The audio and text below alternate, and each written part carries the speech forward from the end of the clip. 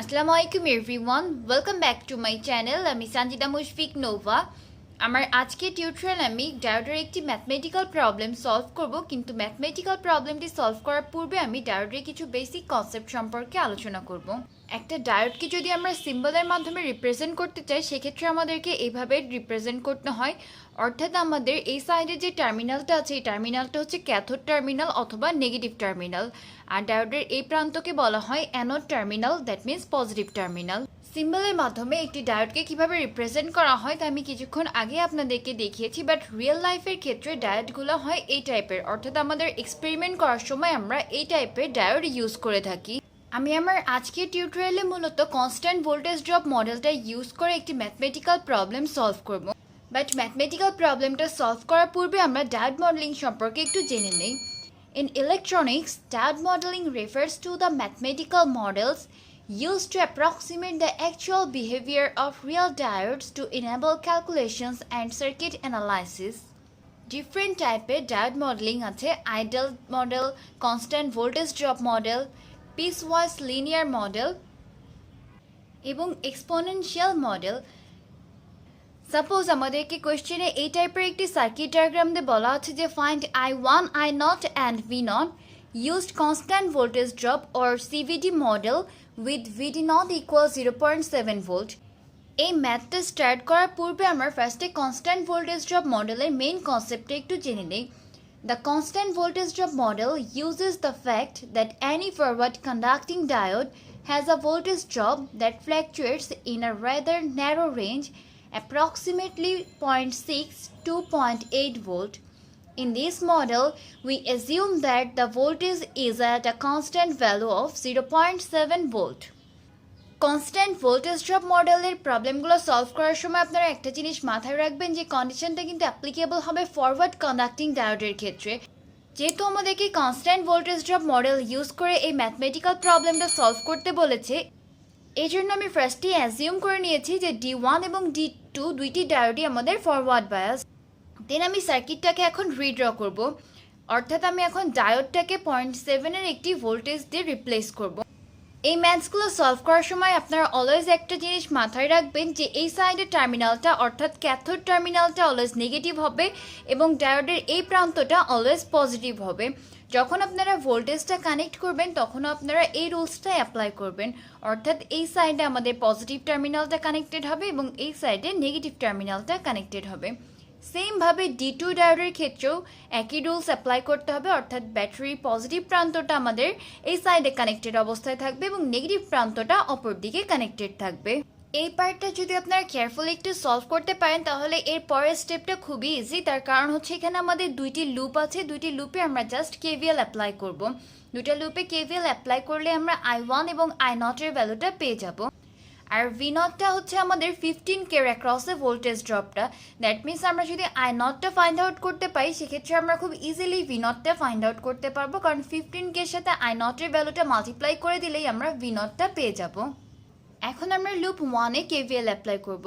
আমরা এইভাবে লিখে নিতে পারি যে applying KVL at loop 1 we obtain -15 plus 5I1 plus 0.7 plus 0.7 plus 5 equals 0। অর্থাৎ আমরা একটা ক্লোজড লুপে KVL অ্যাপ্লাই করলাম।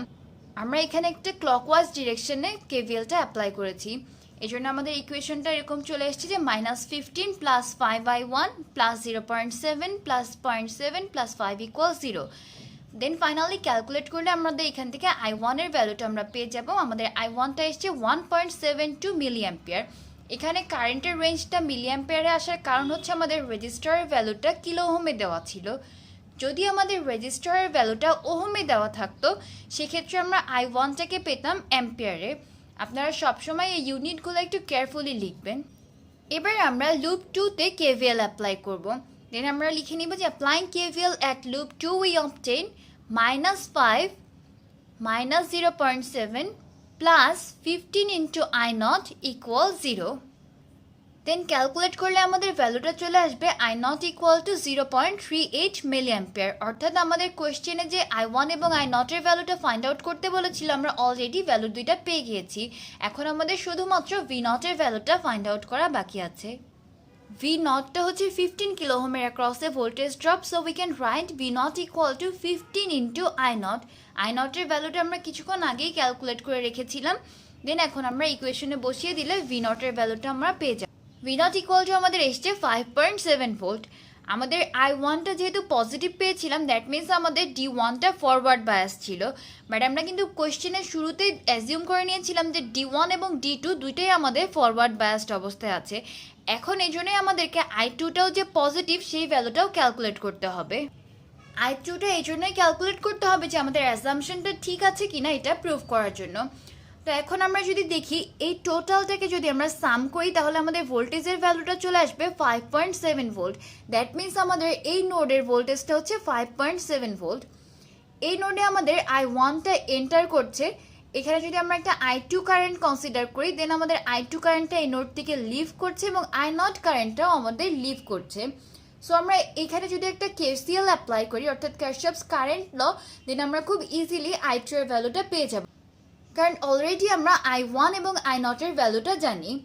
দেন আমরা এন্টারিং কারেন্টকে নেগেটিভ এবং লিভিং কারেন্টকে পজিটিভ কনসিডার করে যদি একটা KCL লিখি তাহলে আসবে আমাদের -I1 plus I2 plus I not equal 0, অর্থাৎ আমি এন্টারিংকে নেগেটিভ এবং লিভিং কারেন্টকে পজিটিভ কনসিডার করেছি। এখানে আমাদের এই নোড থেকে I2 এবং I নটটা লিভিং কারেন্ট, শুধুমাত্র I1টা ছিল আমাদের এন্টারিং কারেন্ট। দেন আমাদের ইকুয়েশনটা আমরা পেয়ে গেলাম, আর আমরা যেহেতু I1 এবং I নটের ভ্যালুটা আগের থেকেই জানি, আমরা ইকুয়েশনে বসিয়ে দিলে I2 এর ভ্যালুটা পেয়ে যাব। Since I2 is positive so D2 is forward biased, অর্থাৎ আমরা যে প্রথমে অ্যাজাম্পশনটা করেছিলাম আমাদের অ্যাজাম্পশনটা ঠিক আছে, যেহেতু আমাদের I1 এবং I2 দুইটার ভ্যালুই পজিটিভ। সো ফাইনালি আমরা লিখে দিব so our assumption is okay. আর আমাদেরকে কোয়েশ্চেনে ফাইন্ড আউট করতে বলা হয়েছিল I1, I নট এবং V নটের ভ্যালু, দ্যাটস ওয়াই আমরা এই তিনটার ভ্যালু লাস্টে লিখে দিয়েছি। আশা করি আপনারা সবাই এই ম্যাথটা কীভাবে সলভ করতে হয় তা বুঝতে পেরেছেন। শুধুমাত্র একটা জিনিসই মাথায় রাখবেন, যখন ডায়োডটাকে আপনারা একটা ভোল্টেজ সোর্স দিয়ে রিপ্লেস করবেন সেক্ষেত্রে আপনারা নেগেটিভ এবং পজিটিভ টার্মিনালটা একটু কেয়ারফুলি বসিয়ে দিবেন। ডায়োডের এই সাইডের প্রান্তটাকে বলা হয় ক্যাথোড বা নেগেটিভ টার্মিনাল এবং অপর প্রান্তটাকে বলা হয় অ্যানোড বা পজিটিভ টার্মিনাল। সো যখন ব্যাটারি দিয়ে আপনারা রিপ্লেস করবেন অ্যাট দ্যাট টাইম পজিটিভ সাইডটা আপনাদের এই সাইডে থাকবে এবং নেগেটিভ সাইডটা অপর দিকে থাকবে। আর এই প্যাটার্নের ম্যাথগুলোর ক্ষেত্রে আপনারা জাস্ট এভাবে একটি সার্কিট ডায়াগ্রাম ড্র করে নেবেন, দেন আপনাদেরকে যেগুলো ফাইন্ড আউট করতে বলা হয়েছে সেগুলো either KVL or KCL apply করে আপনারা খুবই ইজিলি ফাইন্ড আউট করতে পারবেন। থ্যাংকস ফর ওয়াচিং গাইস, আশা করি আপনারা সবাই বুঝতে পেরেছেন। তারপর যদি কারো কোনো কনফিউশন থাকে সেক্ষেত্রে আমাকে কমেন্টের মাধ্যমে জানাতে পারেন, আমি ইনশাল্লাহ সলভ করে দিব।